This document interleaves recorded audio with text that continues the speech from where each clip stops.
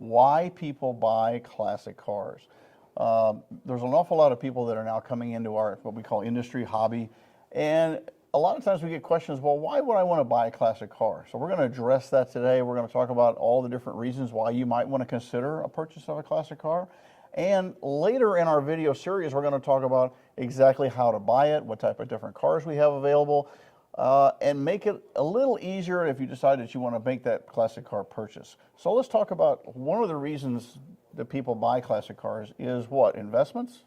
One of the things that people don't realize is, now, are you into sports at all? Or you know anybody that's really into sports? Football, baseball, things like that? Yeah. And those are great. I'm not knocking those people at all. They're great. My wife has really gotten into the football thing. But people will spend a lot of money to go to football games, right? Or baseball games. They'll buy season tickets. Well, at the end of the season, what do you have? Memories? A lot of great memories, right? And they don't even have ticket stubs anymore because they all do it on their phone now. Whereas a classic car, when you buy a classic car, if you buy the correct one and you buy something you can enjoy, well, do we keep these cars forever? They can be. Think about that. We want to think that we're going to keep them forever, but we're really just the caretakers of the car. Right. So it may be a situation where the car, you're going to own the car for maybe 5 or 10 years. When you get ready to sell that car, the chances are very, very good you're going to get all your money back and maybe even then some. The other thing with investment, there's two different types of classic cars that I consider. And when we're talking about classic cars, we're talking about cars, trucks, sports cars, all kinds of stuff. But when you're looking at investment grade things, I caution people about buying those because if you're not going to drive and enjoy the classic car, it sounds terrible, but I tell them just hang it on the wall then, because you've bought a piece of art. And I understand people that are spending 6, 7 figures on cars not wanting to drive them. Well, we're going to talk about that later as far as what kind of classic cars you can buy that you can afford to enjoy them and not hurt your investment. But the other reason that a lot of people buy classic cars is, what do we remember? I was going to say it's full of memories. Sure. It's high school, college. What's the car you remember in high school? Oh, the one I remember is the one I fell in love with, which is a 1969 Ford Mustang. Nice, nice. Sweet. How about you? The 1973 Grand Am was my car back then, and I own one today. So, and having these vehicles, they bring back a lot of memories. They bring back a time that, well, maybe people say were simpler. Sometimes it's just a matter of getting in the car and enjoying it. I mean, it really is amazing when you get into these classic cars, what you feel when you drive them. It is a completely different experience, and we're going to get into that a little bit later. But yeah, I mean, that goes with it's being family owned. oh my gosh, yes. You know, your parents might have had one. I think I like the Mustangs because my parents actually had a 74 Mustang. Yep. It was before my time, but could be, osmosis. They had it. I fell in love with it. Well, and the same thing here. I mean, my family was a Pontiac family. My dad loved Pontiacs, and I own a Pontiac. So, it starts brand loyalty when we're very, very young. I remember I have an uncle that had a and when you remember moments in time, car people are notorious about facts. I remember a 1965 Impala Super Sport that my uncle had. It was black and it was a fastback. Ask me anything else about what happened back then, I have no idea. But I do remember that car, and it stood out. So, these cars do create a lot of memories. It's something that people really, really enjoy. Another reason people buy cars, especially classic cars, is what? Oh, you gotta love it. The movies. The movies, or television. Television. Oh, yep. Come on, guys. Say it with me. Dukes of Hazzard. Dukes of Hazzard, yes. Did you know that when they made the television show Dukes of Hazzard, they used approximately 300 cars for that show? There's only a few that actually survived. But I'm willing to bet if you were to go out and start counting at car shows across the country, there's probably 300 or 400 orange 69 Dodge Chargers made up as General Lee's. And people are very fanatical about that. It's a memory that they had. They watched that TV show when they were a kid. Every car person has that favorite car, whether it's the American Graffiti 32 Ford or the movie Bullitt 67 Mustang or the Charger that was in there. There's so many, and even recently, as the generations have moved along, the movie in Wayne and Garth's Gremlin. I mean, or Pacer. It was a Pacer. Pacer. Yeah. So I mean, there's so many different memories out there, and people love to enjoy that stuff. And yeah, it's kind of cool when you look at the movies and the TV and all this and all the different classic cars that are out there. What about? Is it something? Can it be a hobby? It is. I actually remember helping my dad work on, at the time we had a Pontiac, changing the timing belt on it. You can create numerous memories and teach the younger generation as you're working on it. And I mean, that's something to this day that I still cherish, is what I learned from my father. Well, and the other thing is, and we talked about this earlier, was recently, it was last year, I believe, was that you had a couple of clients bought a 1955 Chevy, and I did some work on it. It was a beautiful gold 55 Chevy. Shout out to those guys. The best part about that, these two gentlemen were best friends, and they bought this car. They were ex-Harley riders. They had been riding Harleys their entire lives. They were hardcore, bad to the bone Harley guys. And they decided they were going to buy something that they could drive rather than ride the Harleys, because they were getting a little older, a little bit of this. And I reminded them, I said, when you get this car, you become a photo opportunity for everyone else. And they're like, yeah, whatever. It wasn't a week after they owned it. They said, we can't drive this car anywhere without people flocking to it and wanting to take pictures with us. They became rock stars in a certain extent because of this really cool car. And I asked him, I said, now, when you guys used to do, motorcycle meets and you go to bike nights and all that stuff, did you ever get that? They, oh, no, it was always, 100 motorcycles. They were all black. They all look about the same. But that 55 Chevy, and they've actually started working on the car, which is really cool. They've fixed the timing. They've done all kinds of repairs on it. And I think it's bonded their friendship even better, because everything they've done, they've called me in a few panic phone calls. Oh, my God, what have we done? But it's all cool. They've learned how to work on this car. And it's probably creating some of the best memories, because they take their wives with them. It's a four-door. They just, wherever they go, they're having fun in this car. So that's very, very cool. Yeah, that's one thing that I love about the automotive industry. It's multi-generational and family-oriented. Yep. I mean, it is. And it comes back to that family. Because, I mean, you may have, I don't know how many times I hear it, oh, I had this vehicle, I had this, Mom or Dad had this, or Grandpa had this truck. Or I had this 49, but I had to sell it because I had kids. Right. So they're starting to look for it again. Well, and the other side of it is COVID really changed this industry. And a lot of people are like, well, what do you mean? How did it change the classic car industry? Every one of these dealerships, whether it be Gateway Classic Cars or all the other companies out there, had record-setting years during COVID because people didn't buy campers and boats. And, buying a camper's great. I have no problem with camping. I am not a camper. I think, roughing it is a hotel without room service. But, there's nothing wrong with owning a camper, but you got to have a place to store it. Mm-hmm. You got to have a place to put it. You got to have a truck to pull it. Same thing with boats. I'm not knocking boats. I've had a boat. They're cool. They're a great way to pour a bunch of money into the water.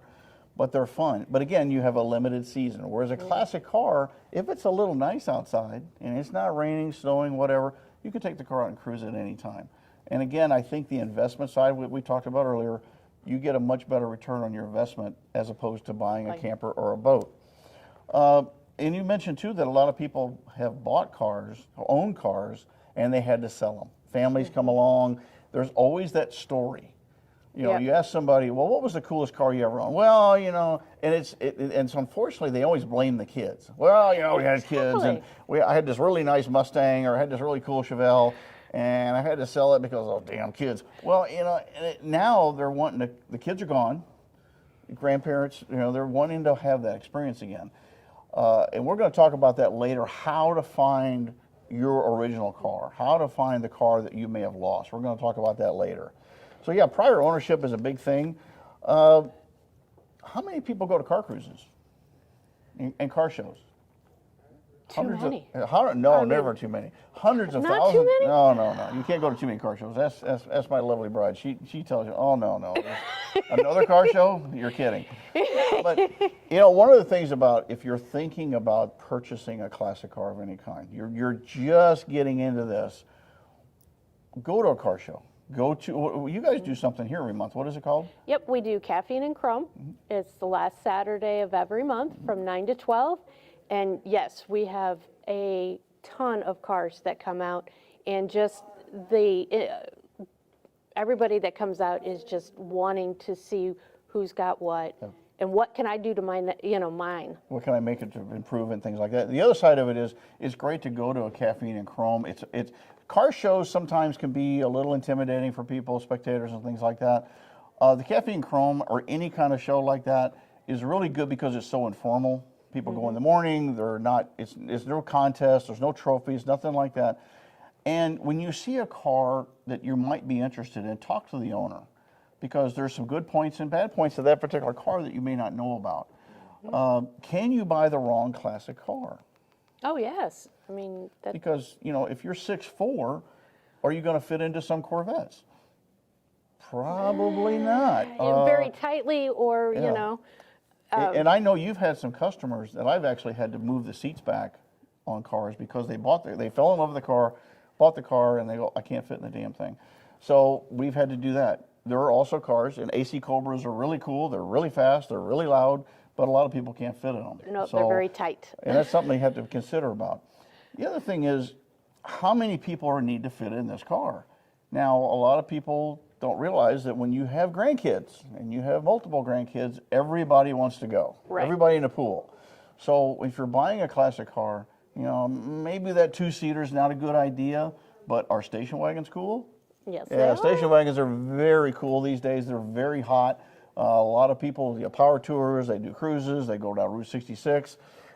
It's amazing when you see people piled into a station wagon doing the exact same thing they did 40 years ago, going to get ice cream. Yeah. Things like that is so cool. Yeah. So there was actually a time we had a gentleman come in, and he had bought a Model T, and he got behind the wheel and he couldn't drive because it was too tight. Right. So there's definitely a lot of research going into when you do purchase a vehicle. And I will say that I have a tremendous amount of respect for anyone that can drive a Model T or a Model A, because those are cars that is completely different than any other car you'll ever drive. I have a client that I'm working with a Model T right now, and the fact that he could get in that car and drive it down the street, I'm very impressed.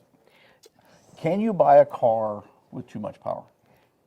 Yes, because why would you buy a big block for a 16-year-old? And that's the thing that a lot of people don't realize is if you buy a car that has too much power, and I know that right now there's horsepower wars and the Hellcats, the Demons, and all this stuff, and we have 1,000 horsepower cars out there. Well, those are great, except they're very undrivable under certain conditions.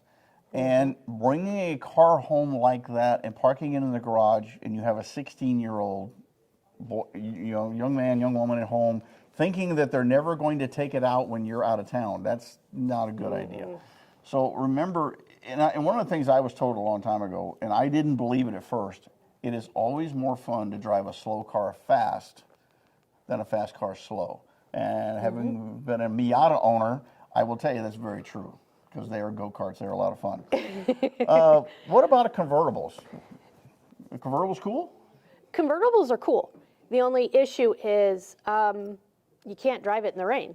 So even if the day starts out sunny and a sudden storm pops up. Got to be able to put that top up, right? Exactly. And I've seen people struggle on the side of the road, especially with their first classic car. Oh my God, how do we get the top up? Right. And in a note, we talked about storage. Remember in our last video, we talked about storage. Always store the car with the top up, because it does make it a lot easier. Yeah. Convertibles are very, very cool, but you have to remember sunscreen. That's very, very important.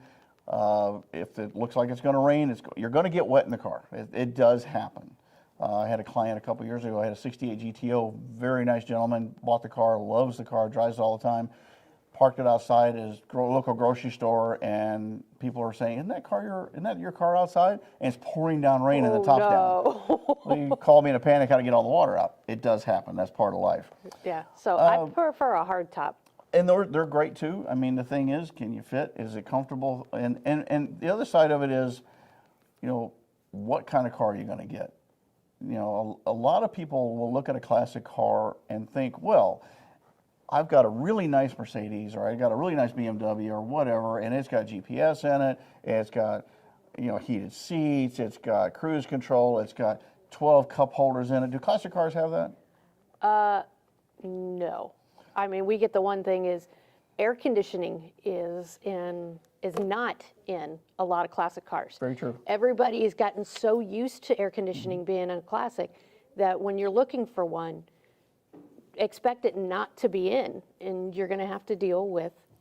Well, and I'm glad you brought that up, because if you see a classic car, and I will be honest with you, I have not found a car yet that I couldn't put air conditioning in. That's one of the things that we specialize at our shop.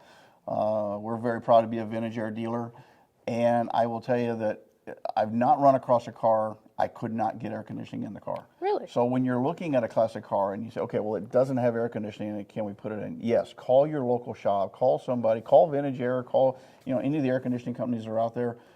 You'd be surprised. Matter of fact, I did a VW a couple years ago for a client, and nobody said you could put air conditioning in it. We got air conditioning in it. So, oh, wow. And he drives it in Florida. So there's a lot of things you can do. I can't fix the cup holder thing, though. I'm sorry. When you're driving a classic car, you don't need a cup holder. And you'd be amazed how many classic cars don't have radios. Well, you really don't need a radio either. I mean, it's nice. We do sell audio systems, but you'd be surprised how much time you don't really listen to the radio. The other side of it are a lot of classic cars manual transmissions? Yes. Yeah, sometimes they are. And there's an adventure to learning how to drive a stick. I encourage people to learn. Don't be afraid to drive a manual transmission car. The other side of it is, can you steal a manual transmission car? Nowadays, no, it actually just stops some thieves. It's a theft deterrent. So, yeah. I mean, maybe every Kia and Hyundai should have had a stick in it. I don't know. But, those are things that if you buy a car, don't be afraid to learn. Another situation we talked about, you had a client a couple years ago that bought a Corvette. And he drove it, loved the car. Mm-hmm. She got in it and realized that the car didn't have power steering. Mm-hmm. We put electronic power steering in that car, and they both could drive it and enjoy it. So there's a lot of different options when you're looking at a car. If you fall in love with a car and say, I really want this, but it doesn't have that, ask. You'd be surprised. The industry supports these cars and does a lot of really cool things. Still can't help with the cup holder thing, but a lot of other stuff we can put in them that are really cool. Now, the other side of it is, when we're talking about these cars, and what kind of cars? Power steering, I talked about, power brakes. We talked about creature comforts. What's the very last thing before they buy a classic car that they might want to get out and use? You need to pull that thing out. I was going to say, actually, it might be the first thing they want to do is the garage. Yes. Measure the garage, because classic cars are a lot larger, longer than current cars. So definitely got to keep that garage or storage area in mind. Where are you going to store it? Where are you going to keep your baby? A lot of garage, people move. A lot of people are downsizing. My parents recently downsized, but my dad made sure that he had a spot for his truck. That was absolutely important. But a lot of garages are shorter, and you get into some of these built full-size cars, they're 18 feet long. So the thing is, when you're looking at a classic car, first of all, don't be afraid to ask questions. There's no such thing as a dumb question. I get calls all the time about, well, I'm thinking about this, what do you think? And I'll ask them specifically, who's going to drive the car? How many people are going to be in the car? Where are you going to store the car? Things like that. Ask a lot of questions. Go to car cruises. Go to, what do you guys do here? Caffeine and Chrome. Caffeine and Chrome. And when is it again? It's the last Saturday of the month. Go to places like that. Again, if you're looking at a classic car, any type of classic car, look at the inventory at Gateway Classic Cars. Your currently inventory is around how many cars? About 4,000. 4,000. How many stores? 21. 21 stores. So don't be afraid to look around. When you go to one of the stores, ask the salesman, can you sit in the car? Always ask permission. Look at the car. If you have any questions, give them a call. Anything else? Hey, don't forget to hit that subscribe and like button. And don't forget to share.